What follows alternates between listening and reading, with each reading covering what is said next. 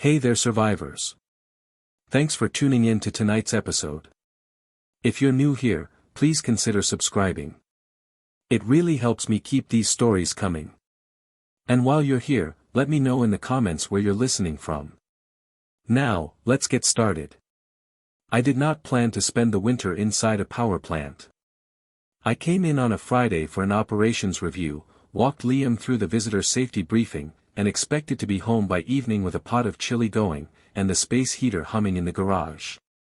By Saturday night, the grid was shedding load, the sky had turned white, and the radio carried the same clipped message from dispatch every 10 minutes until it stopped entirely. After that, all we had was the steady tone of our control room alarms, the hum of emergency systems and the wind beating the catwalks that climbed the bluff over Lake Michigan. My name is Dale Mercer. I supervise a small team of engineers and technicians at the Consumers Energy Pump Storage Plant outside Linton, Michigan.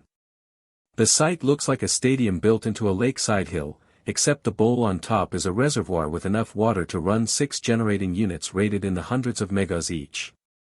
On a normal winter day, we pump water up from the lake when power is cheap and let it fall through the turbines when demand rises. It is a giant battery made of earth, concrete, and steel pentocks as wide as city buses. Our control room sits mid-slope in a reinforced section with glass that faces the lake and a wall of monitors that track everything. Reservoir elevation, head pressure, wicket gate position, generator temperatures, intake debris screens, diesel levels, and grid frequency.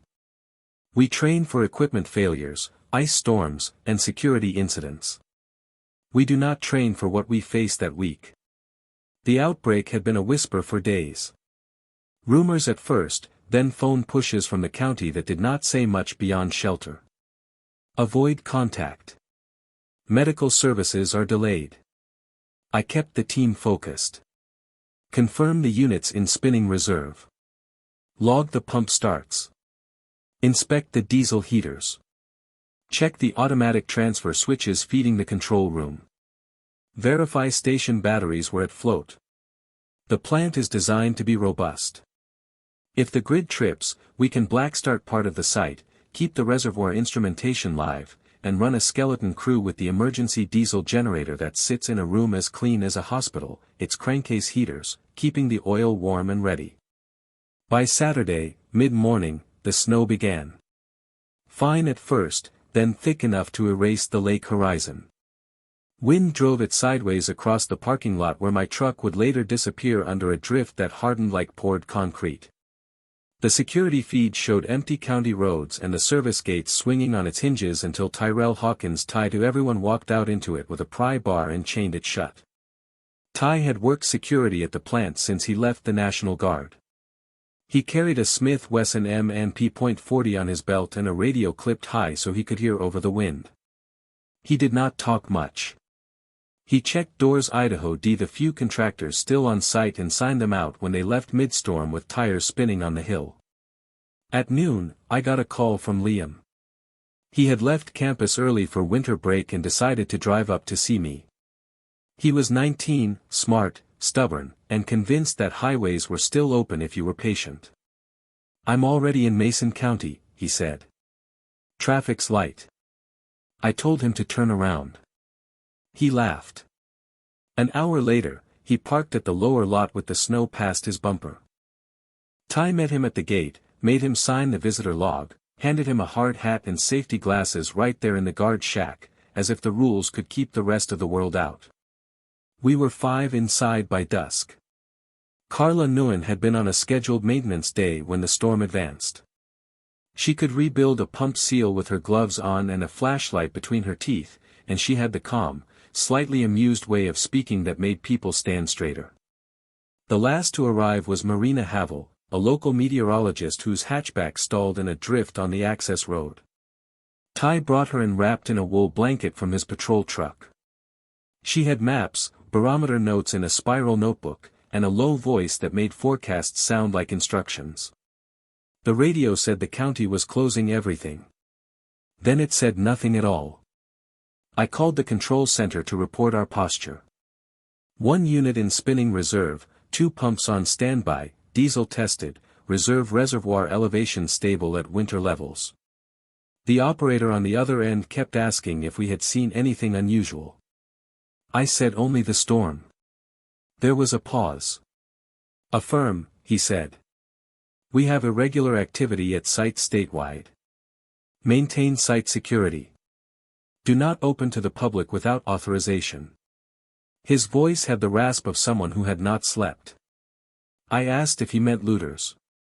Another pause. Maintain site security, he repeated, and the line dropped. 10 minutes later, his number went to a fast, busy tone. By evening, the grid frequency stabilized at a value that was not normal. I took a snapshot of the Escada trend and saved it. Habit more than hope. I asked Liam to sit, drink water, and not touch anything. He nodded and wiped the fog from the observation glass with his sleeve so he could look at the lake. It was a gray wall and nothing else. Ty locked the building down. We are built like a ship. Fire doors section off corridors. Stairwells are narrow and staggered. The exterior doors are steel, heavy, and alarmed.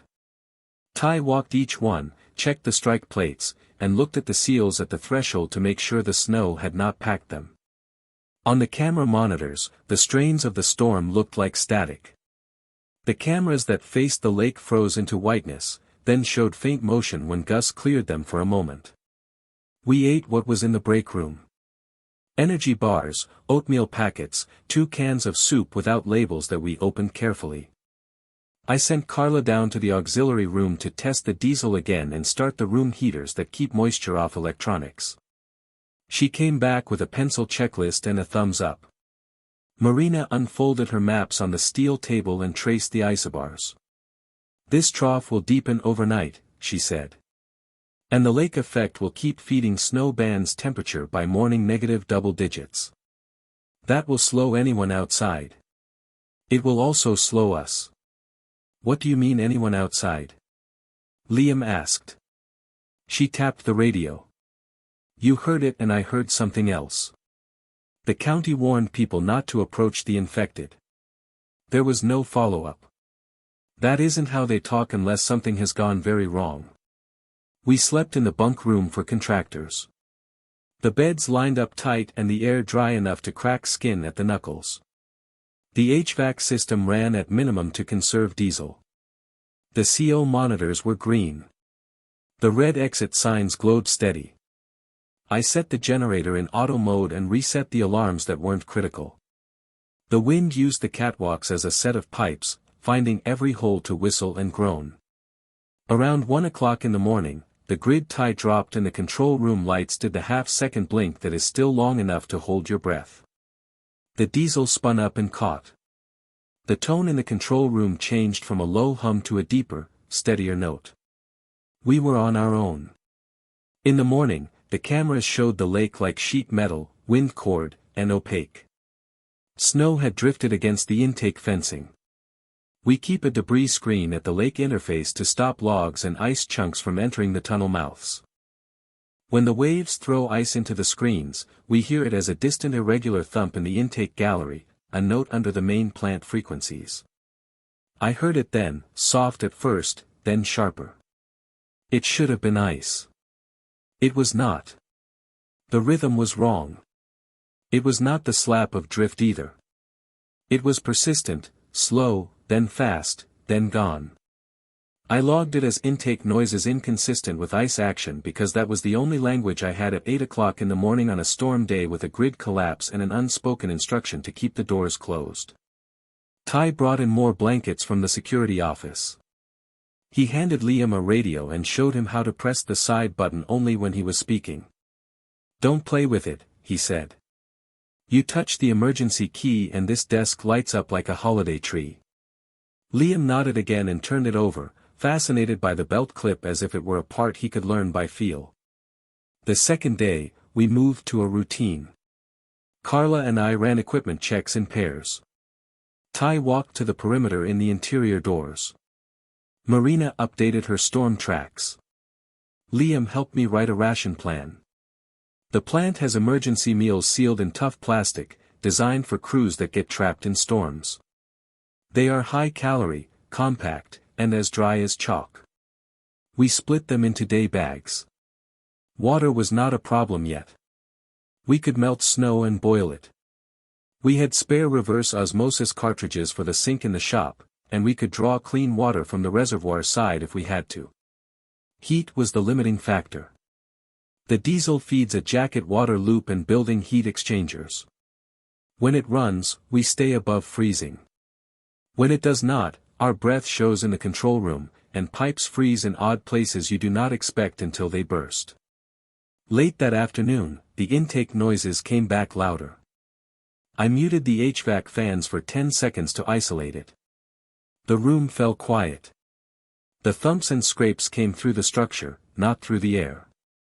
They were under our feet in the concrete and steel.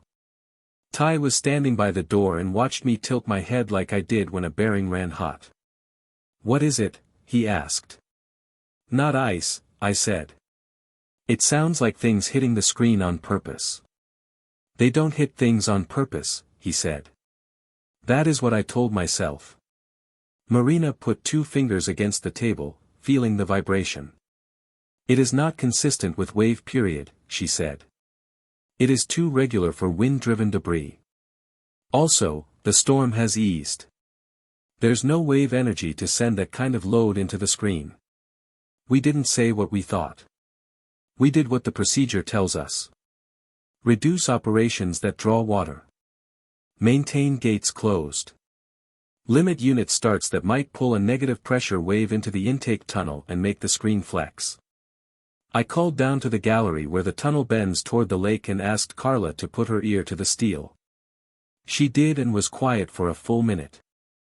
"There's movement inside the intake," she said. "I can feel impacts through the framework.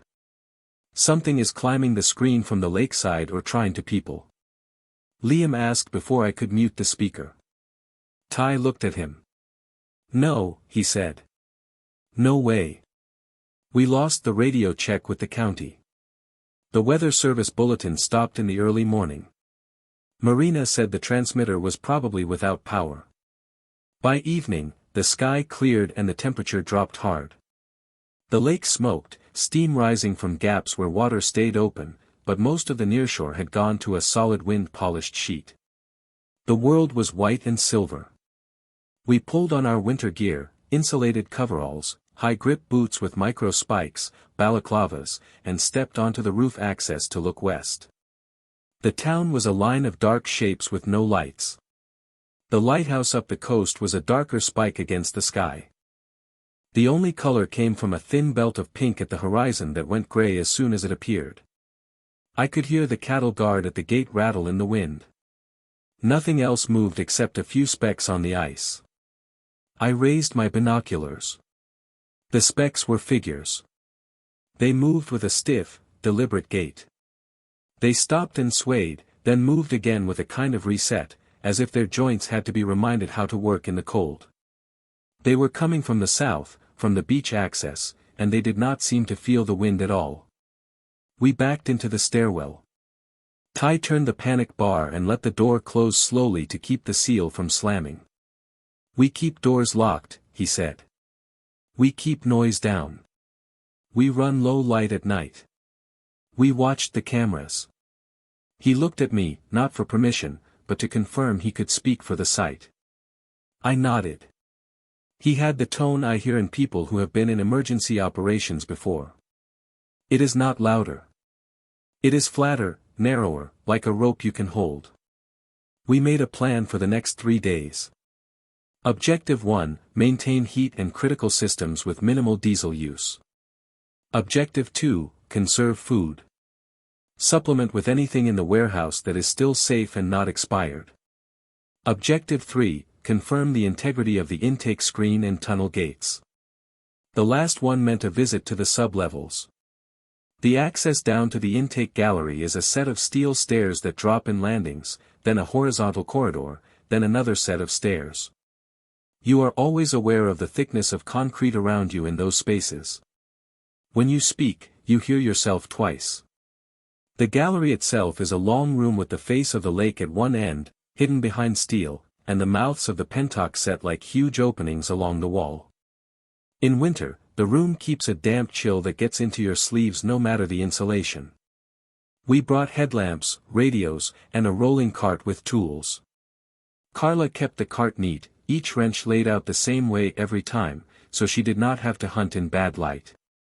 At the far end of the gallery is a chamber where the intake screen can be inspected from the inside. There is a service catwalk and an inspection hatch. We cannot open the hatch when the lake is angry, but we can put sensors against the structure and pick up vibration signatures. Carla had a contact microphone from her own kit. She pressed it to the steel frame and listened through headphones connected to a small handheld monitor that showed frequency bands as bars. The screen vibrated at high frequency when water pushed through. Now there was a different band lower in bursts followed by scraping in short runs. I watched her face. She did not flinch, but she reached for her grease pencil and wrote times on concrete sill with short blocky numbers. After 5 minutes, she tapped the headset and looked at me. These are impacts at intervals too regular for random debris. She said something is grabbing and releasing the mesh and there are multiple sources different timing. Could be trapped material shifting in the cold. I said. Could be, she said, and did not bother to hide that she did not believe it. We returned to the control room and updated the whiteboard with the diesel remaining, runtime, and test intervals. Liam asked if he could help with something more than counting meal packs. I told him to sit with Marina and learn the wind chill table and frostbite risk chart and then explain it back to me. He came over 10 minutes later and gave me the numbers in a steady voice. It is a simple table, but I watched the way he spoke. No jokes, no fidgets. He understood that the numbers were not academic. At -20 with wind, your skin freezes in minutes. If you make a mistake outside, you do not fix it quickly.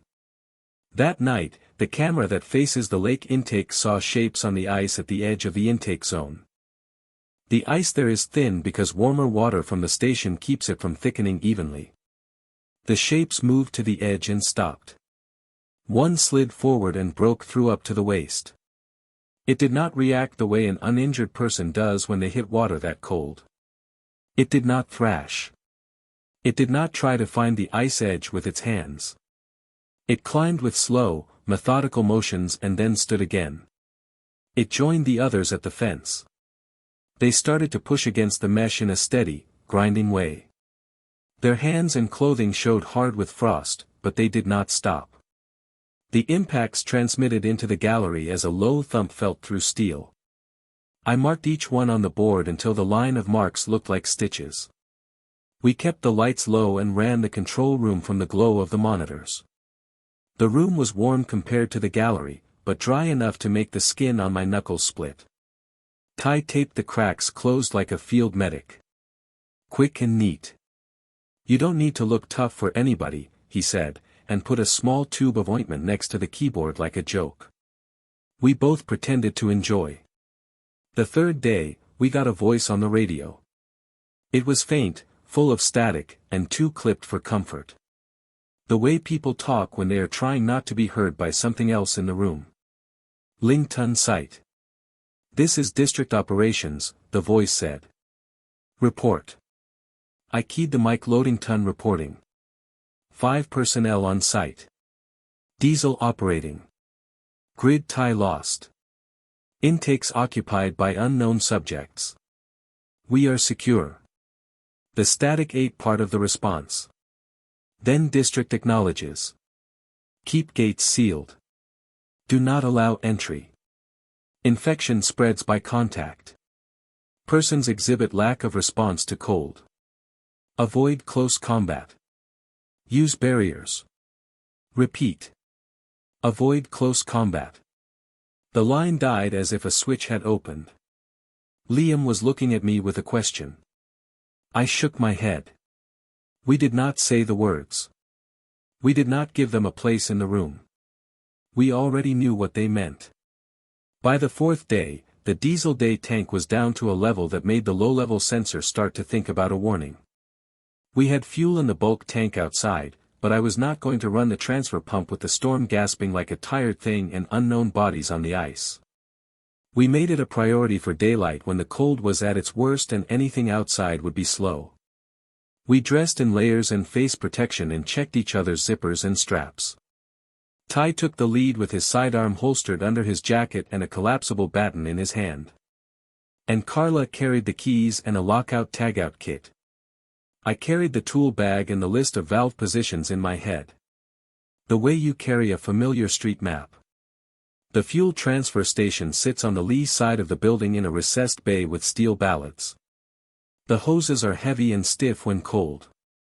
The pump is enclosed and self-priming but touchy when the line has set. We cleared the snow around the cabinet, checked the pressure gauge, and bled air at the highest point. Carla opened the suction valve at the bulk tank and then cracked the discharge at the day tank to ensure flow. I held the line with my gloved hands while she thumb-med the starter. The motor turned slowly, then caught and settled at a pitch that always makes me less tense by half. We moved fuel in 5-minute pulses to keep from overheating anything. The meter clicked in cold, deliberate units. We watched the security cameras on our portable tablet as much as we watched the gauge. The ice was empty for 50 yards. Past that, the figure stood in a spaced line like fence posts, facing us in a way that made my hair tighten under the hat. They did not move toward us, but they did not turn away either. We topped the day tank and shut down tight.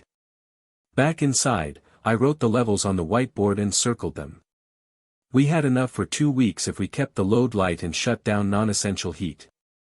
That meant the back stairwell would fall to near freezing and the equipment corridor would be a place you moved through quickly.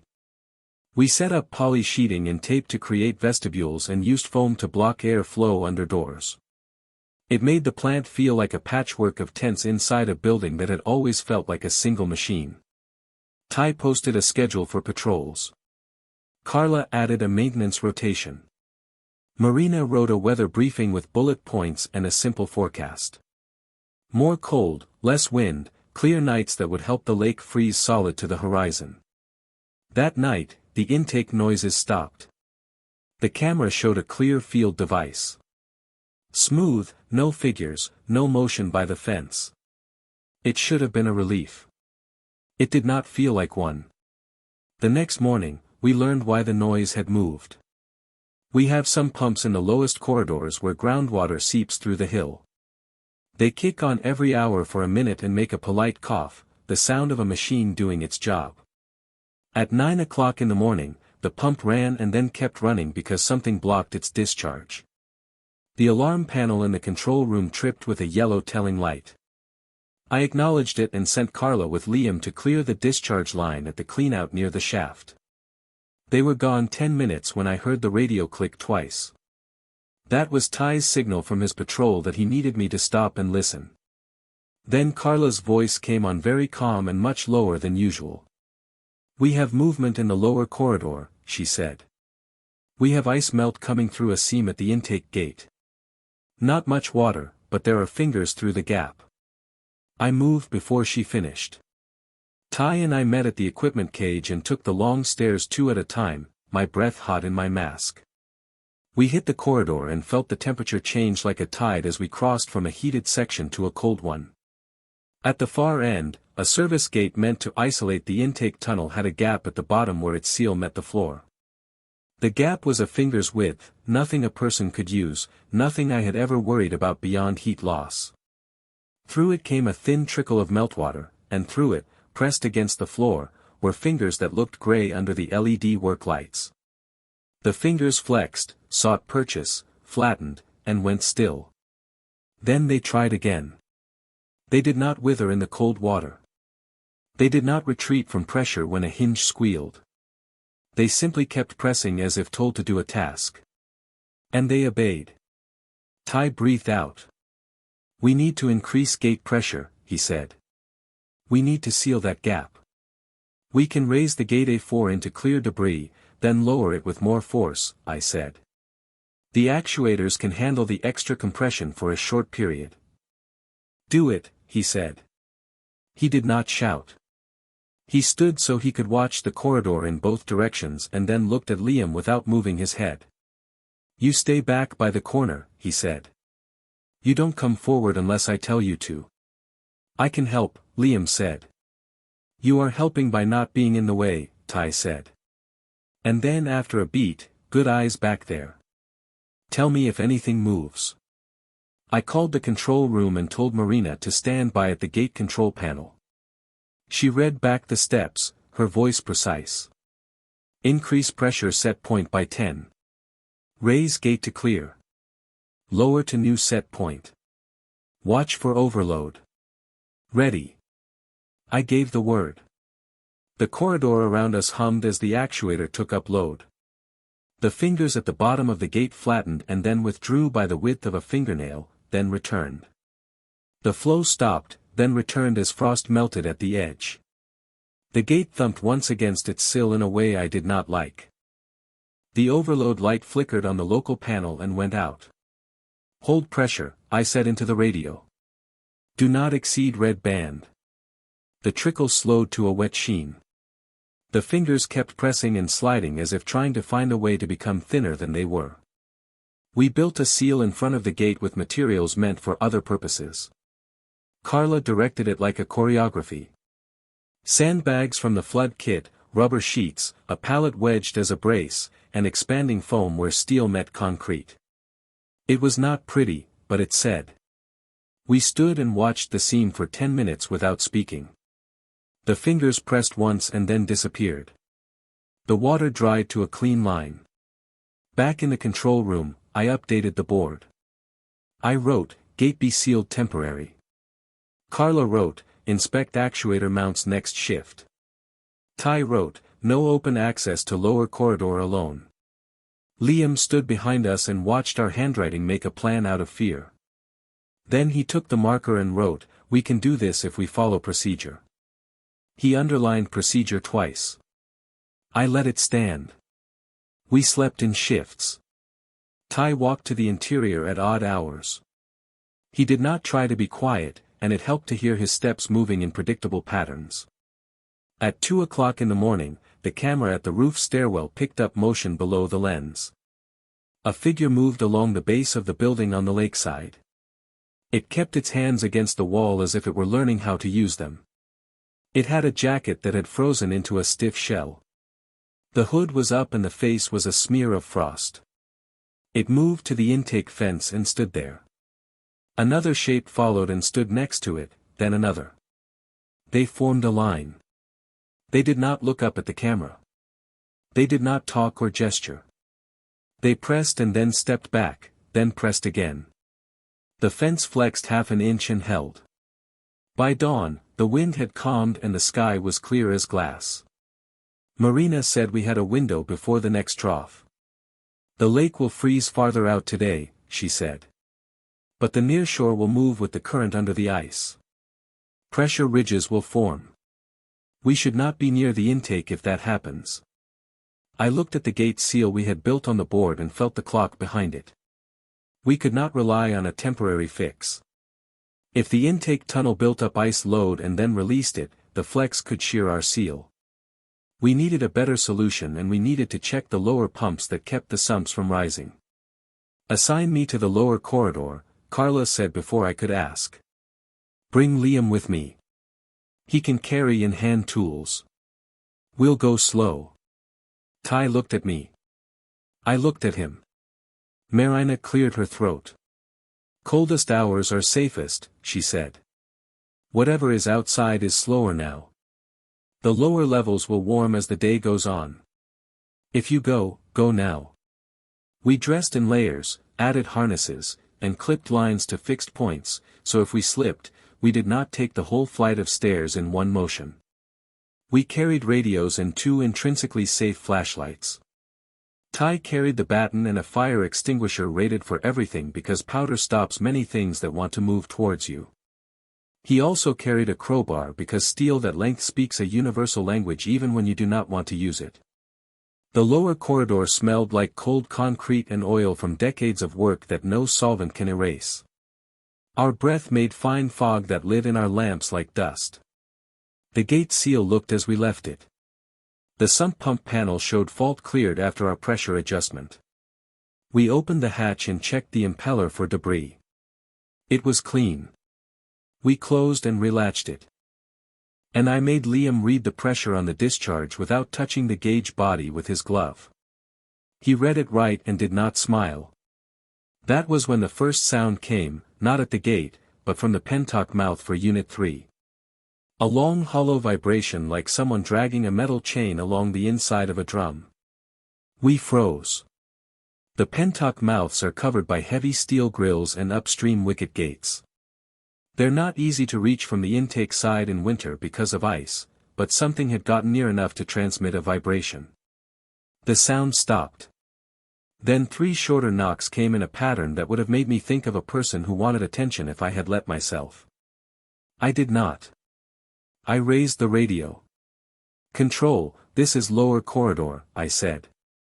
"Possible contact on Unit 3 intake.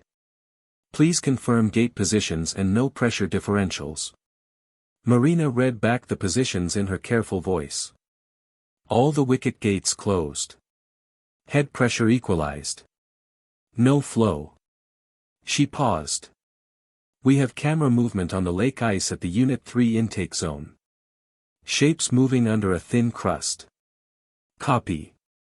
I said. "We are holding position."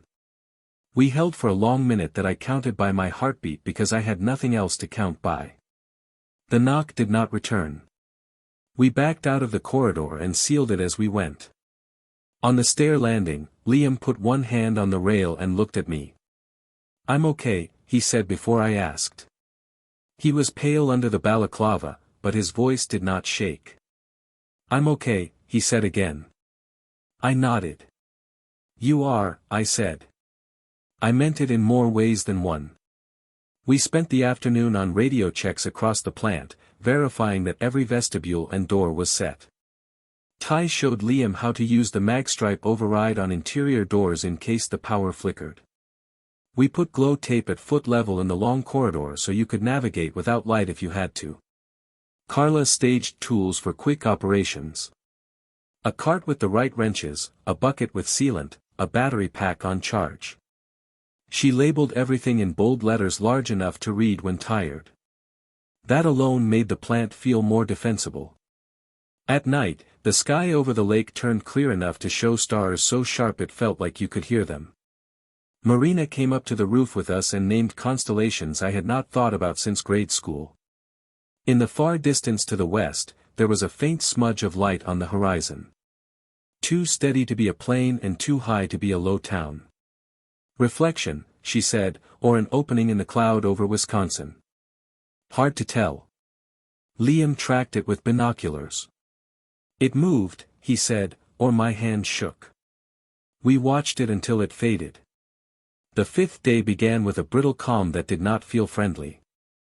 The diesel generator ran without complaint, but everything attached to it sounded an edge higher than usual, as if the cold had pulled pitch out of steel. At 11, an alarm that I do not often hear tripped and then cleared. Intake differential pressure spike. It happens when wind or waves push ice against the screen or when something blocks part of the opening.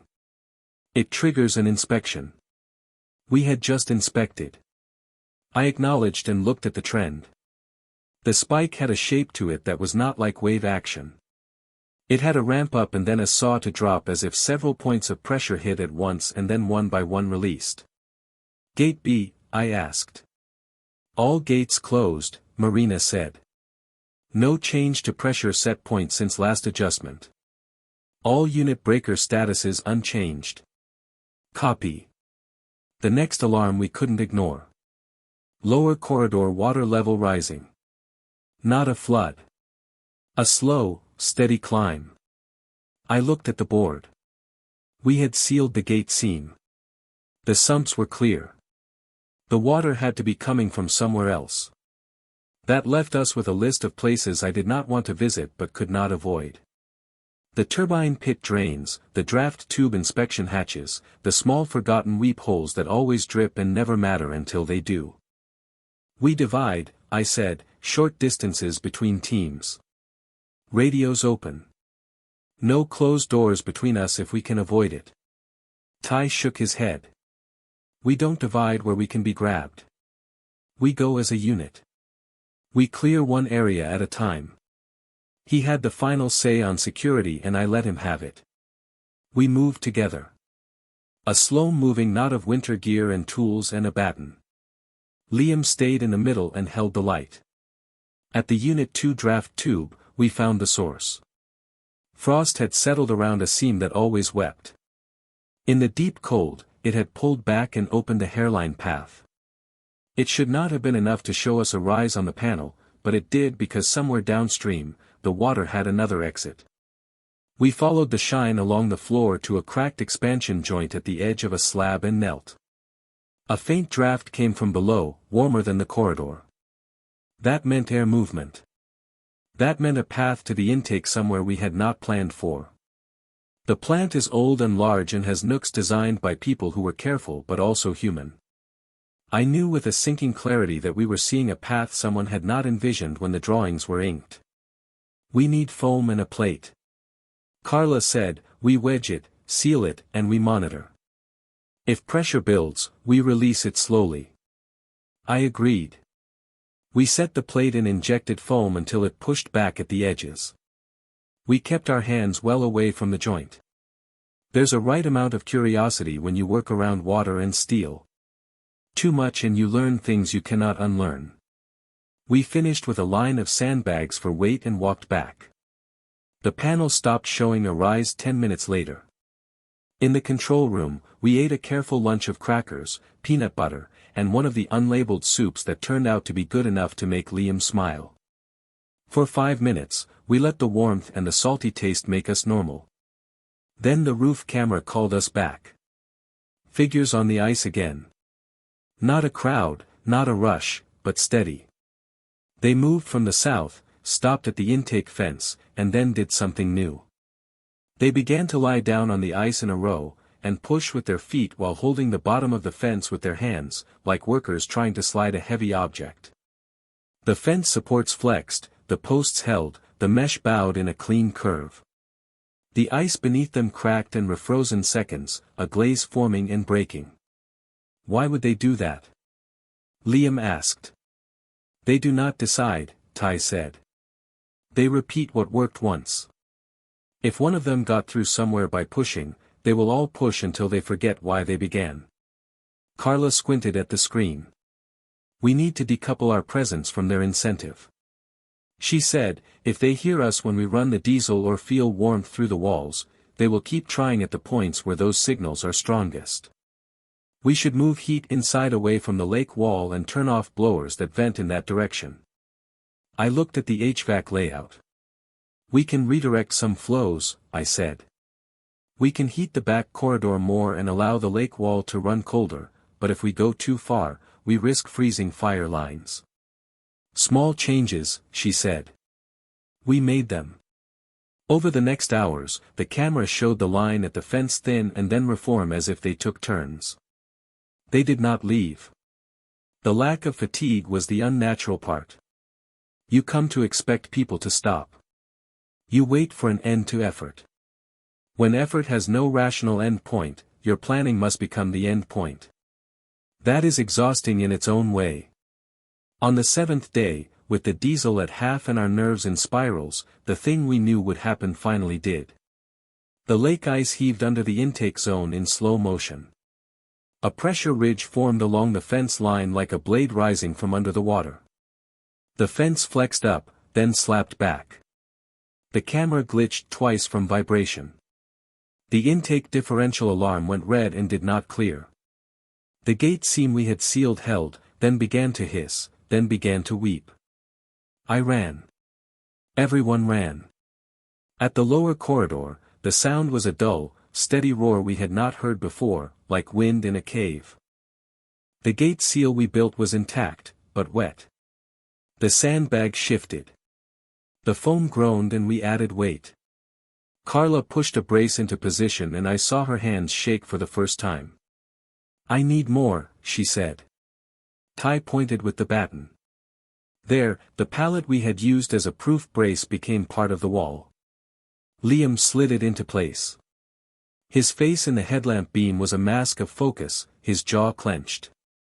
The hiss behind the gate stepped up to a thin high tone and then back down as if something on the other side had changed.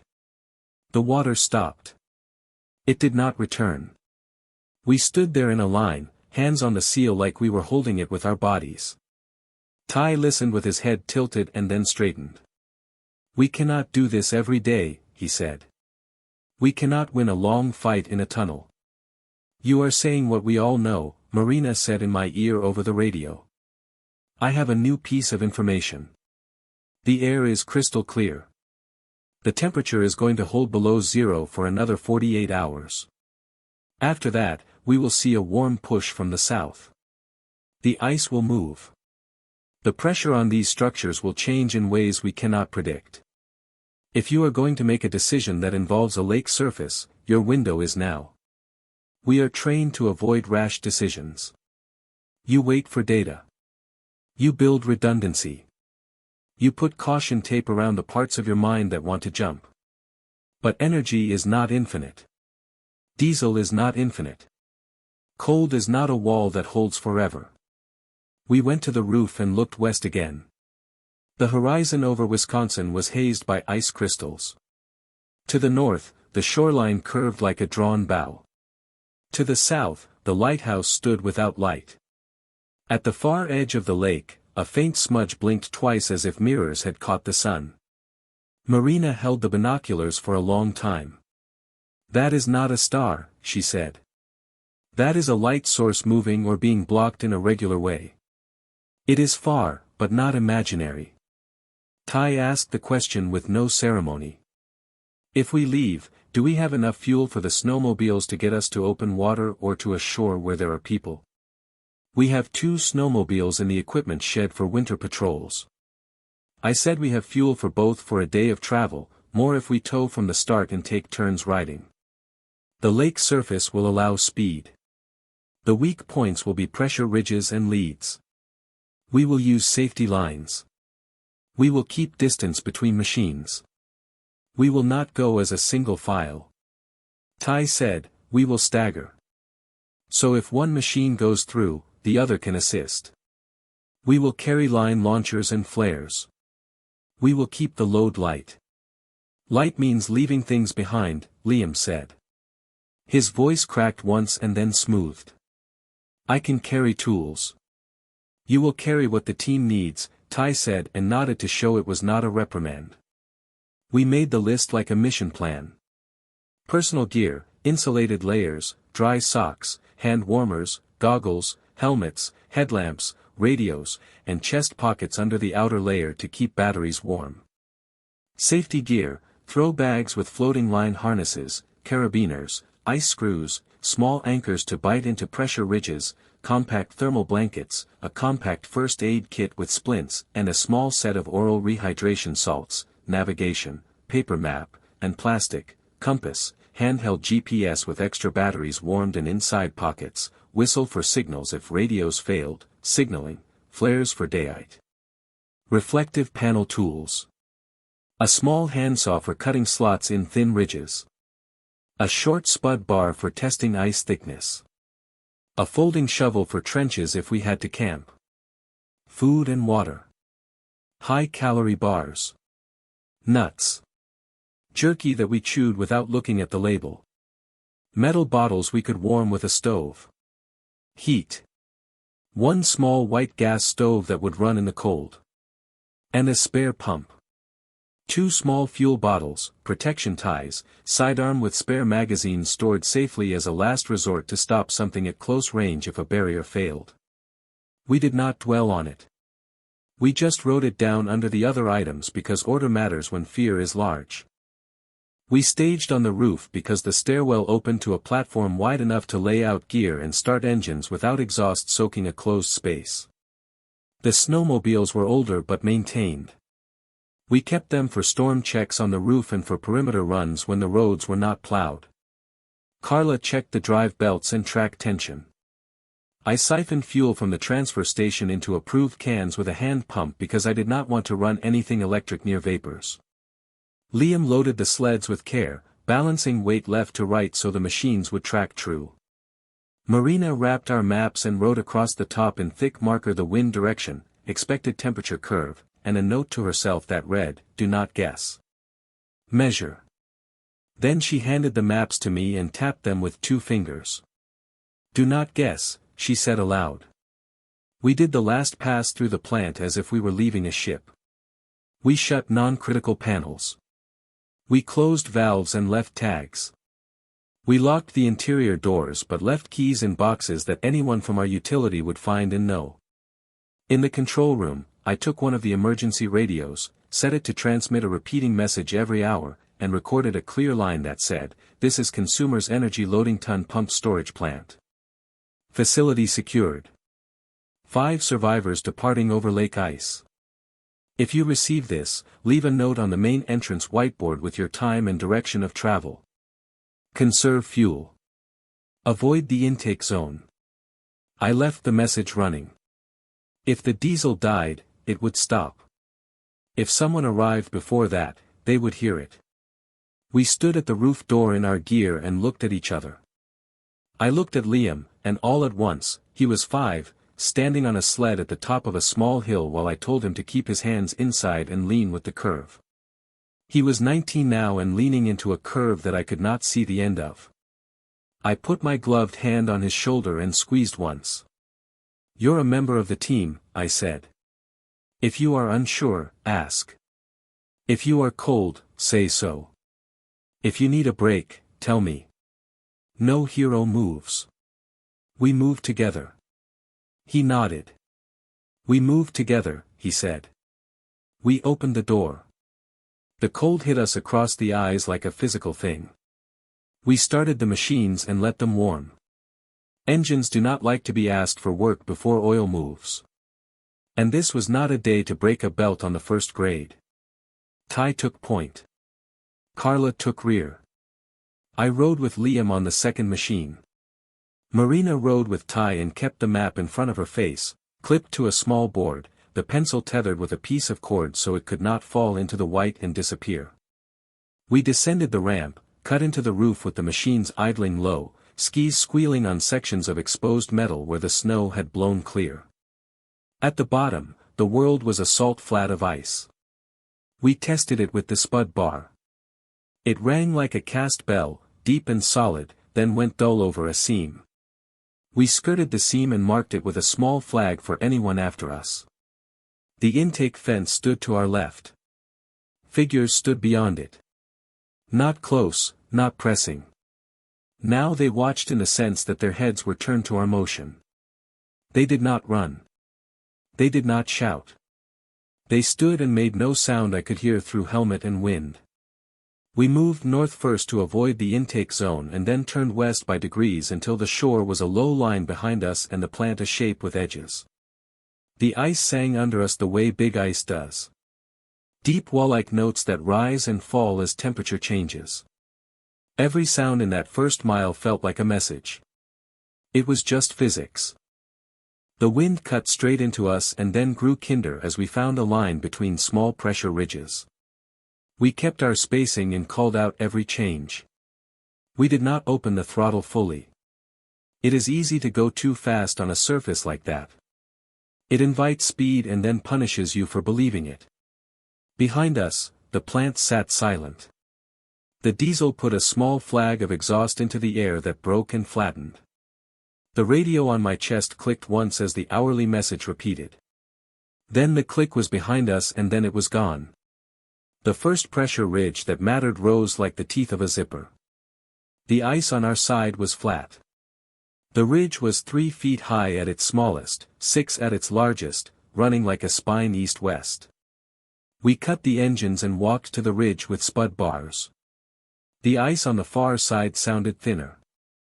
We found a trough at the low point and a thicker lip beyond it. We cut a small ramp with the handsaw and shoveled a gentle approach. Then we crossed one machine at a time with Ty standing to the side with the throwback ready. The first machine hopped over with a snow from the track. The second got halfway and shuddered as the right ski hung for a second. Liam shifted weight perfectly without being told. The ski found the ramp and we were over. We took breaks even though it felt wrong to stop on a lake. We ate with our backs to the wind and drank water warm enough to be worth drinking.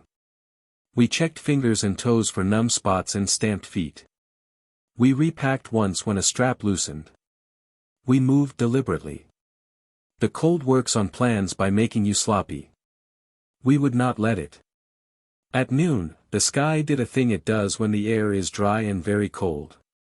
It went from an even gray to a hard blue you could measure. Sun off the ice reflected upward and lit our faces from below.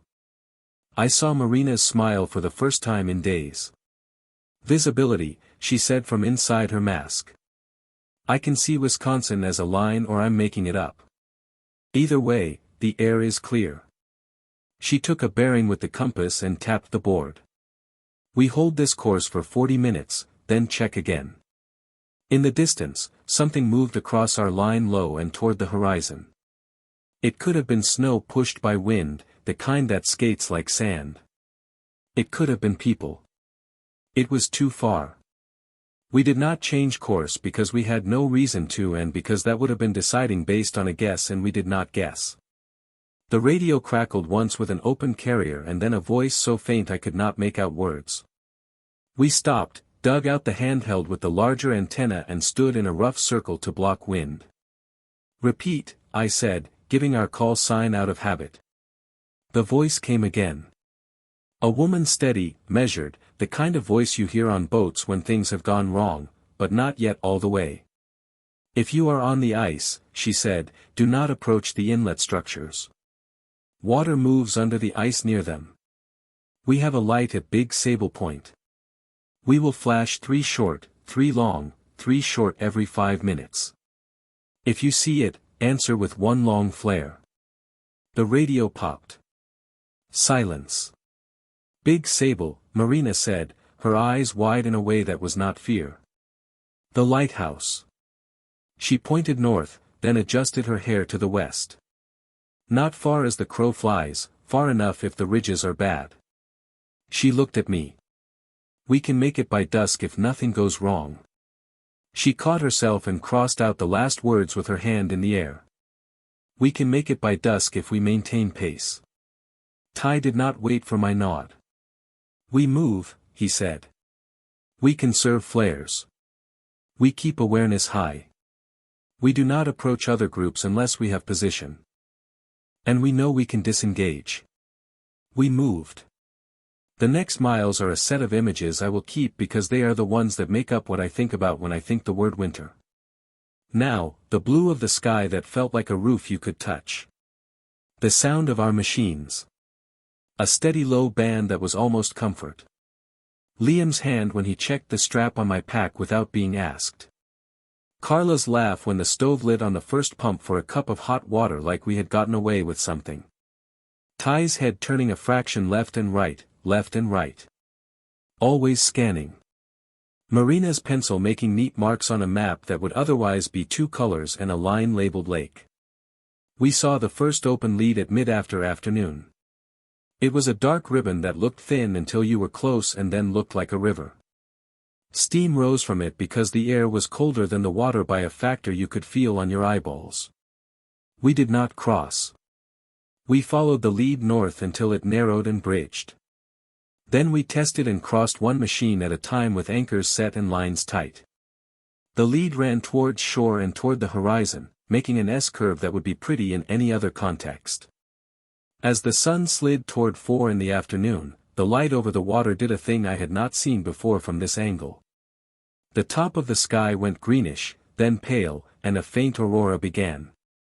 Not a curtain, but a band, like a high road with small motions.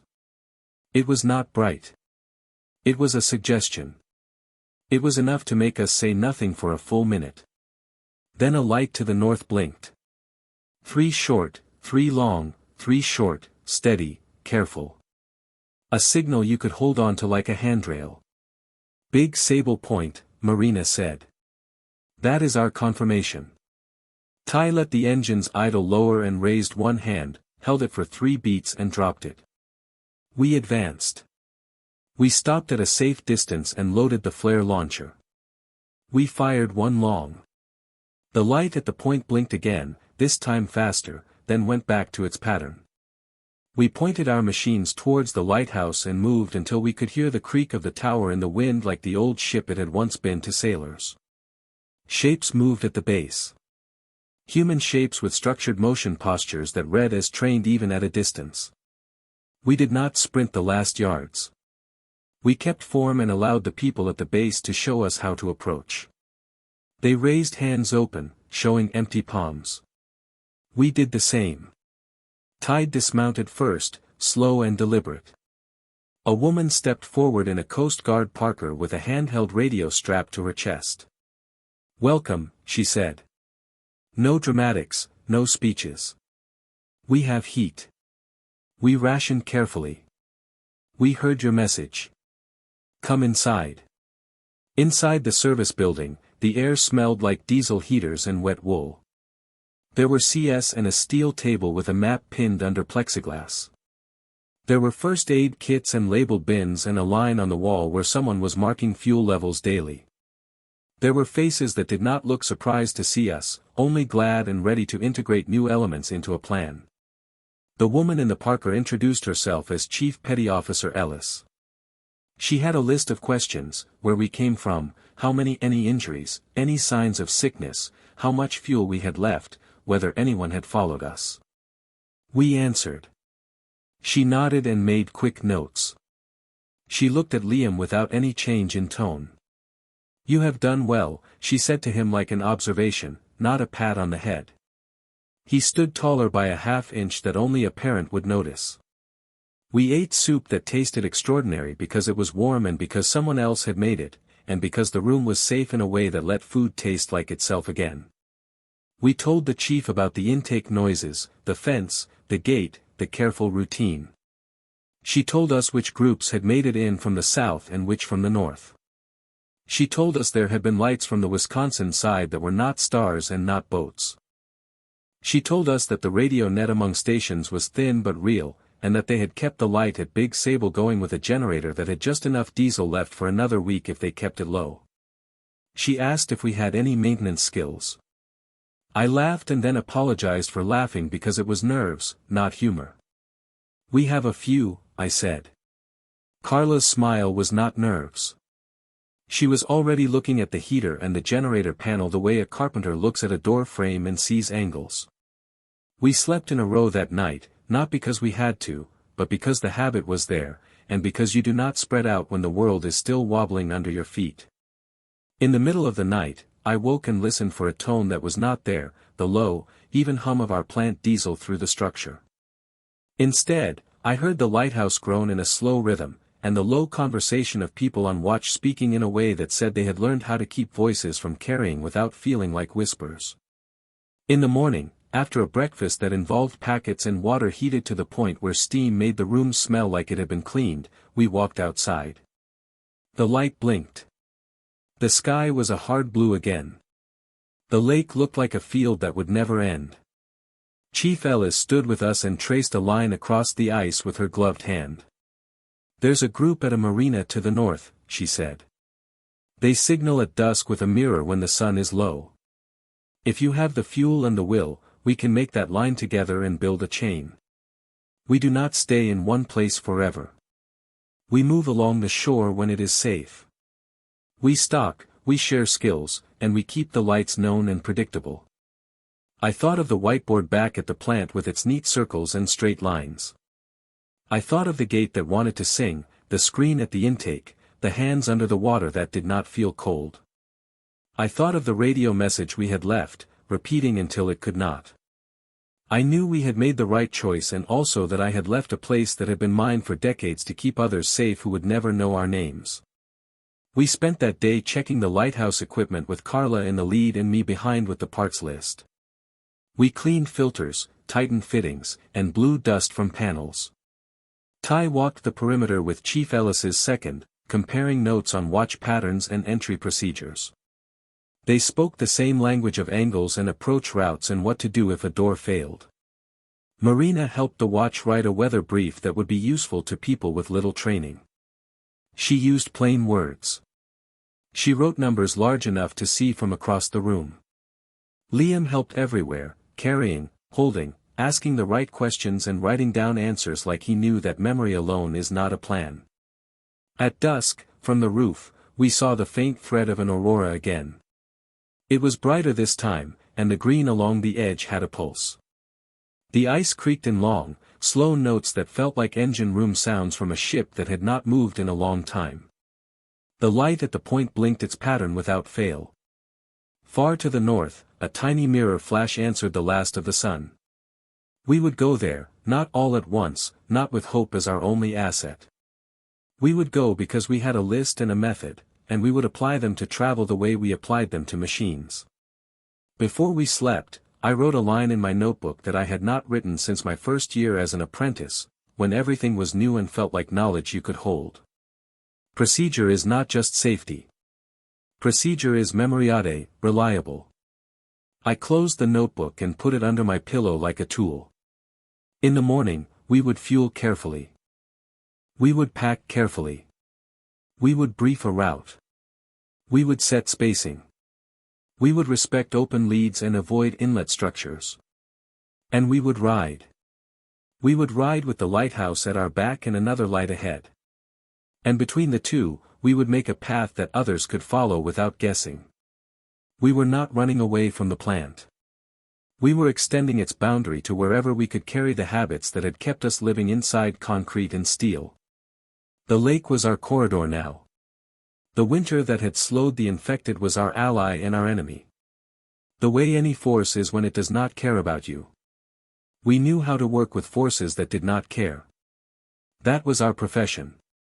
When the cold lifted in a few days, the screen at the intake would flex again, the gate seal would groan, and the tunnels would sing whether we were there to hear them or not.